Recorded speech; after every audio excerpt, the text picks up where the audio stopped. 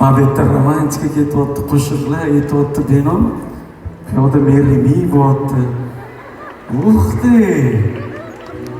Chaqirish yo'qda, mana shu zalda qor. Ha, bu narsa ertaga holga kirib qoldi. Ertaga bir 20 yildan keyin dom o'tiramiz. Nechta oilani yaratganmiz.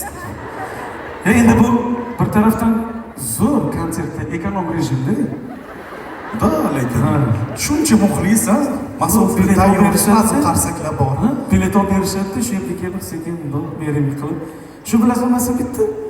Yo'q, lekin aslida mana shu agar u demak qizimiz Benon guruhini muxlisi bo'lsa-chi.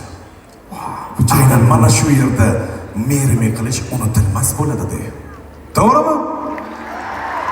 Bitta gap aytaman, to'g'risi bundan biz juda ham xursand bo'lamiz. Har safar mana shunaqangi merimilarni va Instagramlarda atletka qilib qo'yishadi, ko'rib rosa ham xursand bo'lamiz. Bundan biz beixtiyor xursandmiz. To'g'risi, yana o'ylamanglar, bu hammasi hazil edi.